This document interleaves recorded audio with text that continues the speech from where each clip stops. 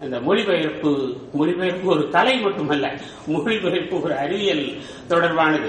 நாம் ஏதோ மொழிபெயர்ப்பு என்றால் எளிதாக செய்துவிட முடியும் என்று எல்லோரும் நம்பிக்கொண்டிருக்கிறோம்.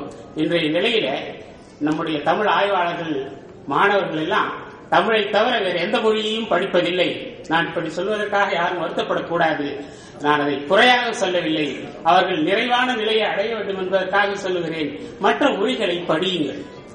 ஒரு மொழியை நன்கு படிக்காவிட்டால் பைலிங்குவல், அது நன்றாக வரவில்லை என்றால் எப்படி மொழிபெயர்ப்பது? சும்மா எனக்கு 4 வேர்ட்ஸ் இங்கிலீஷ்ல தெரியும், பிற மொழிகளிலே தெரியும், அதனாலே நான் மொழிபெயர்த்து விடுவேன் என்றெல்லாம் சும்மா விதண்டாவாதம் செய்து கொண்டிருக்க கூடாது. மொழியை இன்னொரு மொழியை மொழிபெயர்க்க வேண்டும் என்றால் மொழி அறிவு மட்டும் போராது, அந்த மொழியினுடைய பயன்பாட்டு அறிவும் தேவை. ஆகவே மொழிபெயர்ப்பியல் இன்று இந்திய அளவில் நன்கு வளர வேண்டும். ஏனென்றால் நாம் ஒரு பன்மொழி வழக்கு சூழலில் இருக்கிறோம். பன்மொழி வழக்கு நாடு, பல பண்பாடுகளை கொண்ட நாடு. பிற மொழிகளிலே இருந்து நம் மொழிக்கு வர வேண்டும், நம் மொழியிலே இருந்து பிற மொழிகளுக்கு போக வேண்டும். என்னுடைய தமிழ் மாணவர்கள் ஆய்வாளர்கள் எல்லாம் தமிழை தவிர இன்னொரு மொழியை ஏறெடுத்து பார்ப்பது கூட கிடையாது. மொழிபெயர்ப்பு எப்படி வளரும்? யார் செய்வார்கள்? கேரளாவில் இருந்தும் கர்நாடகாவில் இருந்தும் உத்தரப்பிரதேசத்தில் தான் செய்வார்கள். செய்யலாம், செய்வது தப்பில்லை. ஆனால் தமிழையும் புரிந்திருக்க வேண்டும், அந்த மொழியிலும் பயிற்சி இருக்க வேண்டும். அப்பொழுதுதான் மொழிபெயர்ப்பு வளரும். சும்மா மொழிபெயர்ப்பு உட்கார்ந்துட்டு 4 சென்டென்ஸ் மொழிபெயர்க்கிறதல்ல, வேர்ட்ஸ் மொழிபெயர்க்கிறதல்ல. மொழிபெயர்ப்பு என்பது அந்த சமுதாயத்தினுடைய பண்பாட்டை வெளிப்படுத்தும் நிலையிலே அமையும். அறிவியலை மொழிபெயர்க்க வேண்டிய சூழல் ஏற்படும். இப்படி எல்லாம் இருக்கும் நிலையில மொழிபெயர்ப்பு ஒரு விஞ்ஞானமாக பயனாக்க மொழியினுடைய ஒரு பிரிவாக வளர்ந்து வருகிறது. அதையெல்லாம் செய்வதற்கு மொழிபெயர்ப்பிலே பல பட்டறைகள், செயலரங்குகள் எல்லாம் நடைபெற வேண்டும், நடத்தி கொண்டு இருக்கிறார்கள். என்றாலும் அவையெல்லாம் போராது. நம்முடைய தமிழக முதல்வர் அவர்கள் தொடக்க விழாவிலே அறிவித்தபடி மொழியியல், அதாவது மொழிபெயர்ப்பு நிச்சயம் நடக்க வேண்டும். பிற மொழி இலக்கியங்கள் நமக்கு வர வேண்டும், நம்முடைய கருத்துக்கள் எல்லாம் பரவ வேண்டும். அப்படியெல்லாம் மறுமை வேண்டும் என்றால் மொழிபெயர்ப்பினை செய்வதற்கு ஆட்கள் தேவை. விரல் விட்டு எண்ணிவிடலாம். சமஸ்கிருத வடமொழியிலிருந்து தமிழுக்கும், தமிழிலிருந்து வடமொழிக்கும் செய்பவர்கள் எல்லாம் 75-80 வயதை தாண்டி விட்டார்கள். இனிமேல் அவர்களெல்லாம் நல்ல முறையிலே மொழிபெயர்ப்பு செய்ய முடியாது. இளைஞர்கள் தேவை. ஆகவே பிற மொழிகளை படிப்போம். அப்பொழுதுதான் நமக்கு அறிவு இன்னும் அதிகமாக கிடைக்கும், புலமை கிடைக்கும். அப்பொழுது நம்முடைய கருத்துக்கள் எல்லாம் பரவலாக்கம் பெறும் என்று என்னுடைய கருத்தினை குறிப்பிட்டு இங்கே கட்டுரை வழங்கிய அருமை ஆய்வாளர்களுக்கு என்னுடைய பாராட்டுக்களை தெரிவித்துக் கொள்கின்றேன். இது மொழியியல் துறையில, இலக்கணத் துறையில, மொழி பயன்பாட்டு துறையில அமைந்த இந்த கட்டுரைகள் எல்லாம் சிறப்பான கட்டுரைகள்.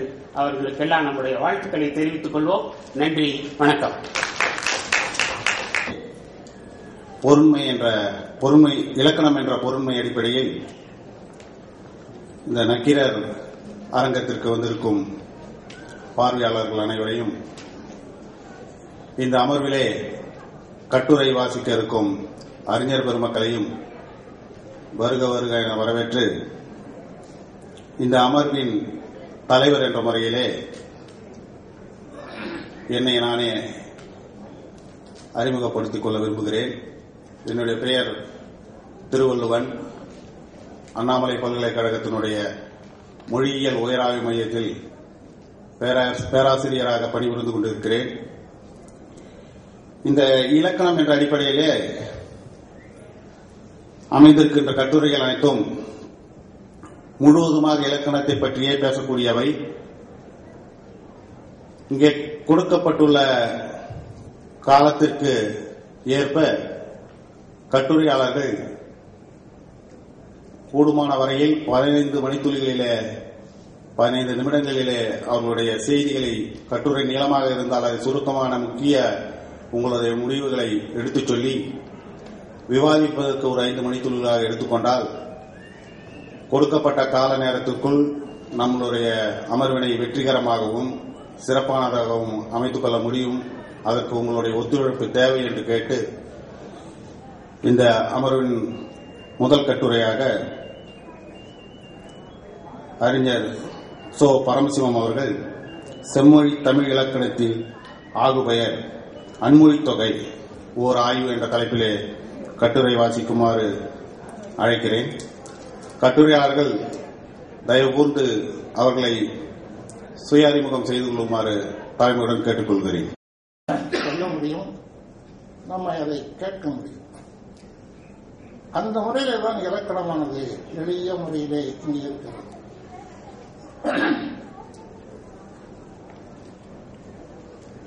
இந்த தமிழுக்கு என்ன ஒரு உயிர் நாடி என்று சொன்னால், செம்மைப்படுத்தப்பட்ட நன்கு வளமாக இருக்கக்கூடிய இலக்கணம் தான் இந்த தமிழை நிலைநிறுத்துகிறது. இலக்கியம் நிலைநிறுத்திய போதிலும் கூட நன்கு செம்மைப்படுத்தப்பட்ட இலக்கணம் தான் இந்த மொழியை நிலைநிறுத்துகிறது. இதை செம்மொழி என்று கூற வைத்தது தலையாயது இலக்கணம் தான். இந்த இலக்கணத்திலே ரொம்ப செம்மையாக இருப்பது, உயிர்நாடியாக இருப்பது ஆகுபெயர் அன்மொழித் தொகை என்பதுதான். இந்த ஆகுபெயரை விட ரொம்ப உயிர்நாடியாக இருப்பது எது என்று சொன்னால் அன்மொழித் தொகை தான். இந்த அன்மொழித் தொகை உலகத்திலே பல்வேறு மொழிகளிலே பல்வேறு இலக்கணங்கள் இருந்தபோதும் கூட இந்த அன்மொழித் தொகை இருப்பது நம்முடைய தமிழ் மொழியில் ஒன்றில் மட்டும்தான். அதுதான் இந்த மொழியினுடைய ஒரு பெரிய சிறப்பு. வேறு எதுவும் சிறப்பே கிடையாது. ஆகுபெயரும் அன்மொழித் தொகையும் ஒன்று போல காட்சியளிக்கும். எது ஆகுபெயர் எது அன்மொழித் தொகை என்று நம்மால் புரிந்து கொள்ள முடியாது. அது வல்லாருக்குத்தான் அது புரிந்து கொள்ள முடியும். சில சொற்கள் அந்த பொருளை தாமாக சுட்டும். தாமரை என்று சொன்னால் சுட்டும். அவன்தான் என்று சொன்னால் தான் என்பது அங்கே இடைத்தரம். ஒற்றுளி உதவியும் ஒரு பொருள் பொருத்தும் என்று சொன்னால் ஒரு என்பது அங்கே உரிச்சொல். அவன் வந்தான் என்று சொன்னால் வந்தான் என்பது வினைமுற்று. இதையெல்லாம் அந்த சொற்களை சொல்லும் போதே பொருளை அப்படியே சுட்டும், வேறு எதுவும் சுட்டாது. ஆனால் ஆகுபெயர் அன்மொழித் தொகைகள் மட்டும் தம்மை சுட்டுவதோடு மட்டுமல்லாமல் தம்மோடு தொடர்புடைய வேறொன்றையும் சுட்டும். அதுதான் அதனுடைய சிறப்பு. ஆகுபெயர் சொல்லும் போது தம்மோடு தொடர்புடைய வேறொன்றுக்கு ஆகி வருவதற்கு அது ஆகுபெயர் என்று பெயர். ஒரு சான்றாக சொல்கிறேன். திருப்பூரிலிருந்து இந்த கோயம்புத்தூருக்கு 2 சரக்கு பேருந்துகள் வருகின்றன. சரக்கு பேருந்து என்றால் ஆங்கிலத்தில் லாரி என்று பெயர். இந்த 2 சரக்கு பேருந்துகள் இங்கே வந்துவிட்டன, காலம் கடந்து வருகின்றன. அவருடைய முதலாளி கேட்கிறார்கள், ஒரு சரக்கு பேருந்தை சொல்லும் போது ஏன் இவ்வளவு காலம் கடந்து வருகிறாய் என்று கேட்கும் பொழுது அவன் சொல்கிறான், எனக்கு டயர் போய்விட்டதுன்னு சொல்கிறேன். இன்னொருவன் சொல்லுகிறான், எனக்கு நட்டு போய்விட்டதுன்னு சொல்கிறேன். அவனுக்கா டயர் போச்சு, அவனுக்கா நட்டு போய்விட்டது இல்லை. ஆனால் அந்த சரக்கு பேருந்தினுடைய டயர் நட்டு என்பன இவன் மேலே ஏற்றி சொல்கிறேன்.